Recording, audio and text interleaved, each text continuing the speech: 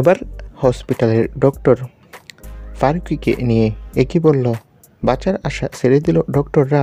বিস্তারিত জানতে ভিডিওটি শেষ পর্যন্ত দেখুন, আর আমাদের চ্যানেলে নতুন হলে সাবস্ক্রাইব করুন। বর্তমানে আইসিইউতে ৭২ ঘন্টার পর্যবেক্ষণে রয়েছেন নির্মাতা মোস্তফা সরোয়ার ফারুকী। তার স্ত্রী তিশার কাছ থেকে পাওয়া খবরে উদ্বিগ্ন হয়ে পড়েন বিনোদন অঙ্গনে তাদের শুভাকাঙ্ক্ষী সহযাত্রী। দেশ বিদেশে ছড়িয়ে থাকা ভক্তরা সবাই ফারুকীর দ্রুত সুস্থতা কামনা করে। বেলা ১১টায় তিশা গণমাধ্যমকে বলেন, ফারুকীর সিটি এনজিওগ্রাম হয়েছে। চিকিৎসকরা জানিয়েছে তার অপারেশন করতে হবে, তবে পুরোপুরি সুস্থ হতে সময় লাগবে। চিকিৎসকরা আপাতত ফারুকীকে ৭২ ঘন্টার পর্যবেক্ষণে রয়েছে। এরপর ব্রেইনের একটি সিটি স্ক্যান করার মাধ্যমে পরবর্তী অবস্থা জানা যাবে।